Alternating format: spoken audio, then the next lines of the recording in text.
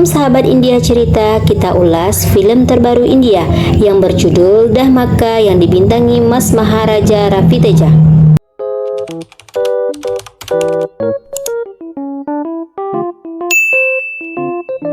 Sri Nanda Gopal Chakravarti, pengusaha kaya raya berhati mulia, di mana pemerintah India mengakui jasanya selama bekerja dan pemerintah India memberikan penghargaan Padma Shri kepadanya.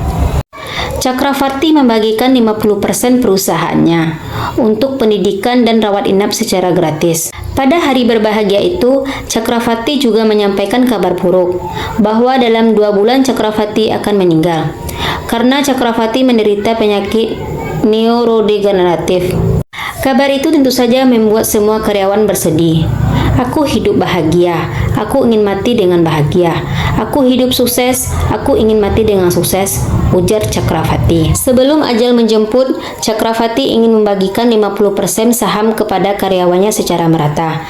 Niat mulia Chakravarti jadi berita di televisi, sehingga mengundang perhatian pengusaha jahat bernama Jayam Paksitap atau JP. Selama ini JP sering mengambil ahli perusahaan orang lain secara paksa, dan kini JP mau mengambil Papermart karena mengetahui Chakravarti akan mau meninggal. Perusahaan itu mau diambil untuk hadiah ulang tahun anaknya yang bernama Atharva. Chakravarti ternyata memiliki anak yang bernama Anand Chakravarti yang diperankan oleh Ravi Teja.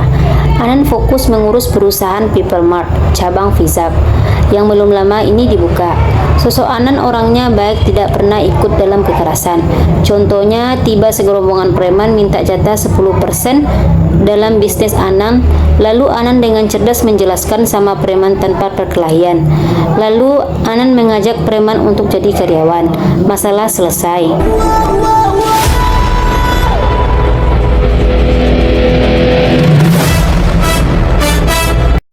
Di sisi lain, kita diperlihatkan sama pemuda yang mendatangi segerombongan preman. Ya, namanya suami. Ternyata preman tersebut mendatangi rumahnya dan mengancam keluarganya. Suami yang suka gelut tidak terima keluarganya diancam, dan suami memberi pelajaran supaya preman tersebut kapok.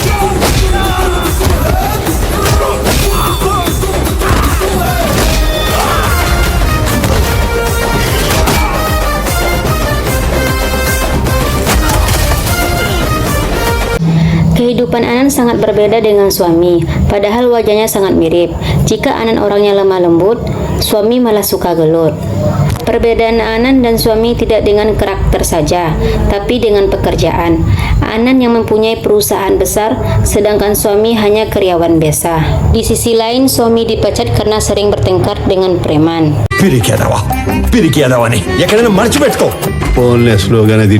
Status suami yang pengangguran tidak bisa meminjam uang karena 30 hari ke depannya adik suami yang bernama Subu akan menikah.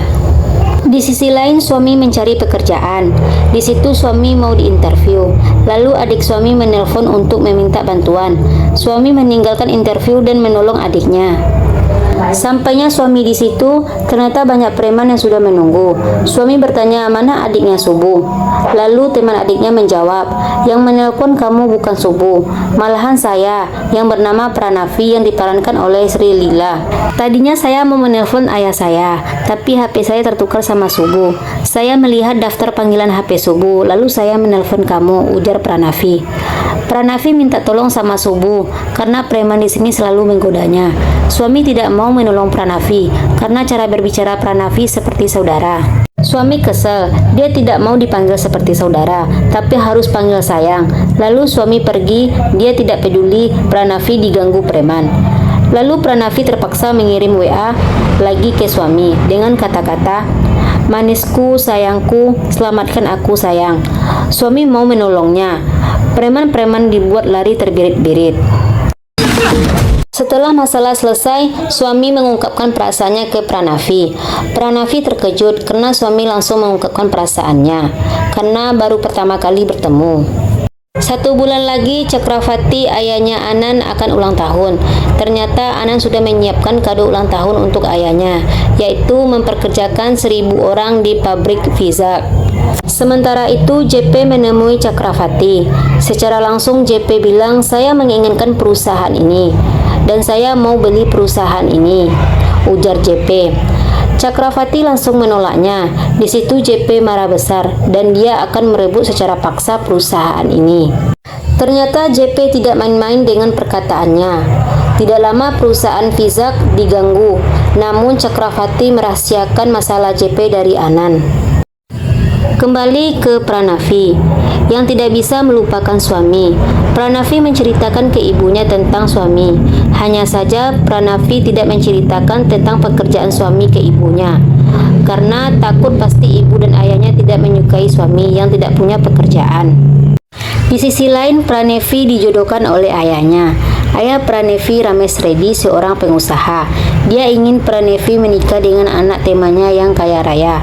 Calon suami Pranavi adalah Anand Cakrawati. Pranavi langsung menerima perjodohan ayahnya itu, karena Pranavi sangka dia itu suami, orang yang menolongnya dulu. Setelah di rumah, Pranavi menerima telepon dari Subu. Subu menanya apakah Pranavi menerima lamaran kakaknya. Pranavi heran karena tadi baru ketemu sama kakaknya di kantor. Lalu Subu menjawab, kakak saya tidak memiliki kantor, malahan kakak saya pengangguran, ujar Subu. Pranavi semakin heran. Lalu Pranavi bertanya kepada ayahnya, siapa nama calon saya itu? Lalu ayah Pranavi bilang, Anand Cakrawati. Pranavi terkejut karena namanya berbeda. Pranavi dilema karena dia bertemu dengan dua orang yang berbeda. Apalagi Anand dan suami mengirim pesan bersamaan. Pranavi jadi dilema memilih siapa. Lalu ibu Pranavi memberi saran, pergilah dengan mereka dan pilih paling kamu suka, kata ibu Pranavi. Pranavi semakin dilema karena Anand dan suami sangat baik. Pranavi mulai berkencan dengan Anand dan suami secara bergantian. Gaya kencan Anand sangat mewah. Maklum saja Anand dari orang yang kaya. Beda dengan suami mengajak Pranavi kencan tempat sederhana, tapi membuat Pranavi senang. Setelah Pranavi selesai kencan dengan Anand dan suami, Pranavi jadi bingung pilih yang mana, karena keduanya sama-sama dia suka. Anand adalah orang yang kaya, yang bisa menjamin kehidupan Pranavi. Sedangkan suami yang miskin dan pengangguran membuat hati Pranavi tersentuh. Cara kasih sayang orang tua suami dan adiknya membuat hati Pranavi memilih suami. Apalagi Pranavi sudah lama dekat dengan Subu, adiknya suami. Sepertinya Pranavi akan bahagia kalau memilih suami. Sedangkan sopir Pranavi tidak suka melihat Pranavi selingkuh di belakang Anand. Lalu supir Pranavi menghubungi ayah Pranavi, yaitu Ramesh Reddy, yang sibuk mempersiapkan pernikahan Pranavi. Ramesh yang tahu anaknya selingkuh marah besar. Lalu Ramesh membawa polisi untuk menangkap selingkuhan anaknya. Seketika Ramesh tidak jadi marah karena melihat wajah suami mirip dengan Anand. Tapi setelah mengetahui suami dan Anand orangnya berbeda, sikap Ramesh jadi berubah, apalagi suami mengaku pengangguran. Mendengar perkataan suami, Ramesh menyeret Pranavi pulang. Tapi tidak pula Pranavi kasih ciuman jarak jauh sama suami. Di sisi lain, Anand dan ayahnya sibuk mengurus perusahaan. Anand telah memperkerjakan 1.000 orang untuk hadiah ulang tahun ayahnya. Dan hari itu juga Cakrawati memberitahu bahwa Peoplemart akan memiliki CEO baru mulai 1 April. Untuk menjauhkan hal-hal yang tidak diinginkan oleh Cakrawati, Cakrawati akhirnya menceritakan tentang JP yang mau mengambil perusahaannya. Apalagi JP orangnya sangat berbahaya. Entah dari siapa JP tahu kalau Cakrawati akan memiliki CEO baru. JP mendatangi Cakrawati di kantornya dan JP memberitahu Anand akan segera dibunuh. Cakrawati meminta JP jangan menyentuh Anand, tapi Atharva sudah bergerak untuk membunuh Anand. Anand yang mau bertemu Pranavi ditabrak. Untung saja Anand langsung menghindar meskipun mobil Anand hancur. Cakrawati terlihat tenang, dia tidak melihatkan ketakutannya ke JP. Anand dan Pranavi lari. Seketika Atharva dan gerombongan mobil mengejar Anand. Nyawa Anand benar-benar dalam bahaya. Selain Atarfa, preman suruhan ayah Pranavi sudah siap membunuh Anan yang menganggap itu suami karena wajahnya mirip. Anan terus berlari dan Atarfa menabrak Anan dan tertangkap. Atarfa memberitahu JP kalau Anan sebentar lagi akan mati. Pranava yang melihat itu langsung menghubungi suami untuk minta bantuan. Tak lama kemudian Cakravarti menghubungi Anan. Untuk menghadapi ini, jangan bicara seperti orang pengusaha, tapi seperti orang biasa yang berontak, kata Cakravarti. Mendengar kata-kata ayahnya, Anan berubah. Dia menghabiskan semua preman di situ sampai babak belur. Ternyata Anan bukan pengusaha lembut yang pengecut. Anan adalah suami yang suka bergelut. Pranavi terkejut mendengar perkataan ayah suami kalau Anan adalah suami. Suami memiliki 2 keluarga. Dia raja sekaligus rakyat jelata. 1 orang 2 karakter. Namanya suami Vivek Anand Chakravarti, kata Pak Sudeva. Pranavi terbengung melihat Anan berkelahi. Ternyata dia mengencani 2 orang yang sama. Tapi itulah fakta yang sebenarnya.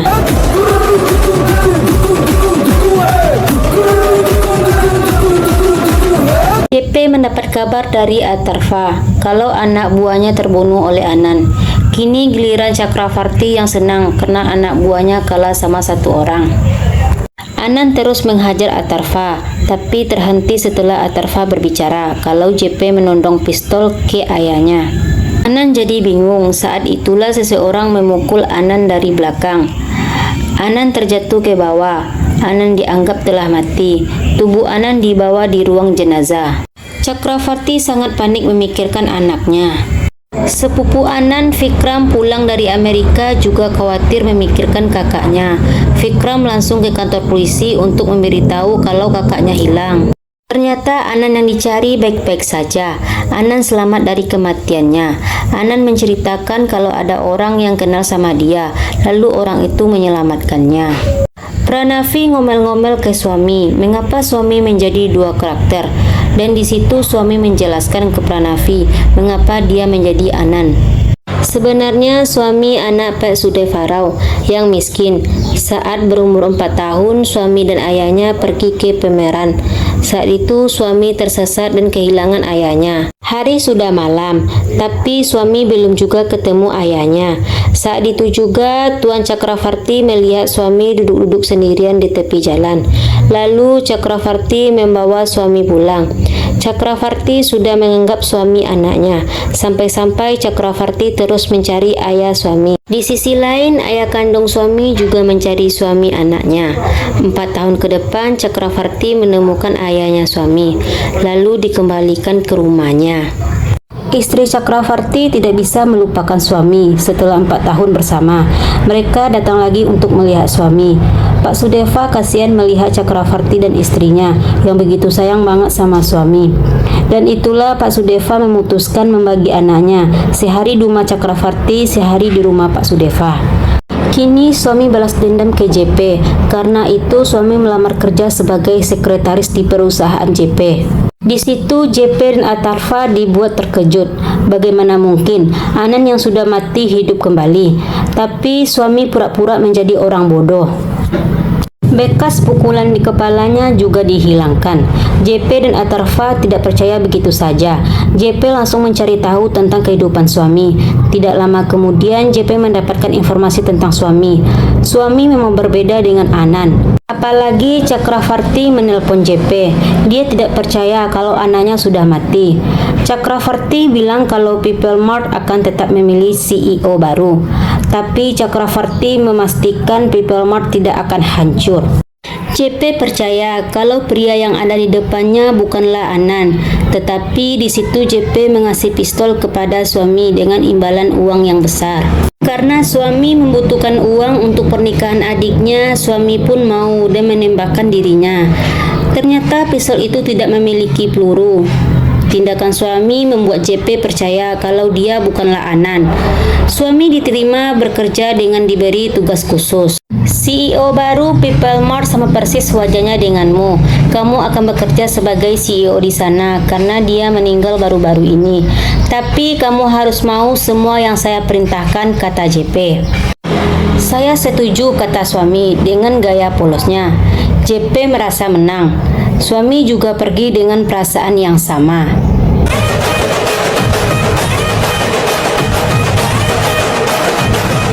Besok harinya JP menjemput suami di rumahnya karena hari itu suami akan diumumkan sebagai CEO baru. Kehadiran suami tidak membuat Cakravarti kaget karena Cakravarti sudah tahu kalau itu anaknya. Suami tidak mengikuti arahan JP. Suami seketika berbicara menjadi Anan, mengumumkan 50% saham akan disumbangkan untuk Ama, sedangkan sebagian sisanya akan dibagikan ke semua karyawannya. Kata-kata suami membuat JP dan Atarfa jengkel. Suami berpura-pura menjadi pria lugu lagi. Suami mengatakan dia spontan berbicara seperti itu karena dia grogi. Ada dalam benak suami yang masih belum terjawab. Kini suami masih memikirkan siapa yang memukulnya dari belakang. Itu tidak mungkin anak buah JP, tidak pula anak buah Rames. Saya akan pasti menemukan orang itu. Kini suami fokus dulu ke pernikahan adiknya. Acara pernikahan subuh berjalan dengan lancar. Setelah acara subuh selesai, suami pergi bekerja menaiki bus. Ternyata suami sudah diintai sama preman bayaran untuk dibunuh. Untungnya suami jago gelut. Semua preman bayaran itu mampu dikalahkan.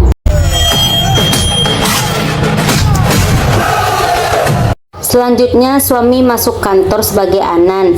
50% untuk karyawan mulai dibagikan. Di situ Atarfa marah besar. Atarfa merasa sudah ditipu, tapi Atarfa tidak bisa buat apa-apa karena tidak ada ayahnya. Tindakan suami menyadarkan JP kalau suami adalah Anan. JP sangat marah. Di situ JP menghancurkan rumah Anan. Pak Sudevarau menjelaskan tentang kehidupan suami ke JP.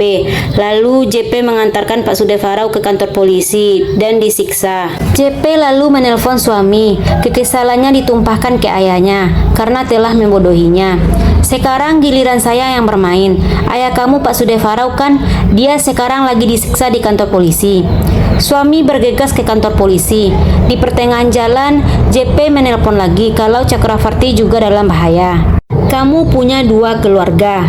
Di situ saya menyiksa kedua keluarga kamu. Sekarang kamu akan tahu tentang 2 rasa sakit, ujar JP.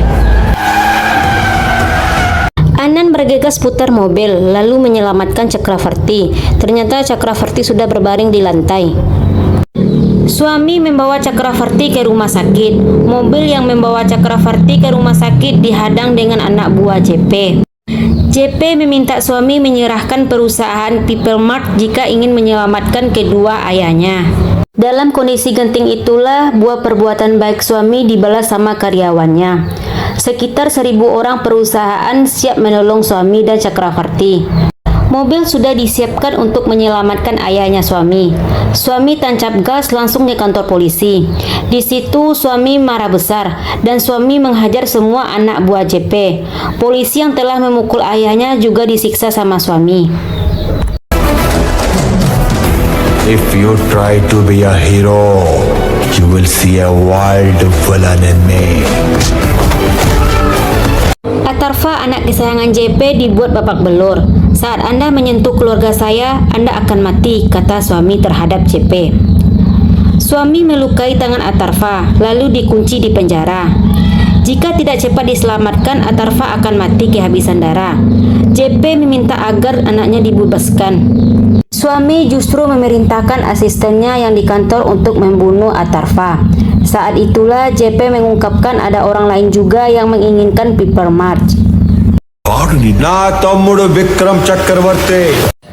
Ternyata suami sudah tahu siapa orang yang dimaksud. Dialah Vikram, yang merupakan keponakan Cakravarti. Suami mengetahui itu karena sempat melihat Vikram saat adanya orang yang membunuh Anan saat itu. JP memohon lagi untuk dibukakan pintu sel karena anaknya kesakitan. JP berjanji tidak akan mengusik lagi keluarganya Cakravarti. Suami lalu memberikan kunci itu ke JP. Selanjutnya, suami pergi ke rumah sakit melihat ayahnya. Vikram masih saja pura-pura baik. Begitu juga suami menyerahkan perusahaan People Mart kepada Vikram secara resmi. Sikap Vikram membuat ayahnya malu atas keserakahan anaknya. Kondisi Chakravarti sudah membaik. Chakravarti juga mempermalukan Vikram tidak tahu diri itu. Anand juga tidak mau jadi CEO karena menyadari kalau dirinya bukan ahli waris. Anand juga kamu yang mau jadi CEO itu, ujarnya kepada Vikram. Karena tahu JP mau mengambil perusahaan, jadi Anand mempertaruhkan nyawanya untuk menyelamatkan perusahaan ini. Kalau masalahnya sudah selesai, baru perusahaan ini dikasih ke kamu, ujar Chakravarti. Vikram minta maaf dan langsung berpelukan. నువ్వు నేను వేరు కాదు, మనం అంతా ఒకటే.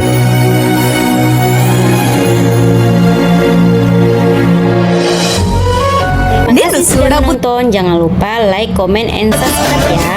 Dadah.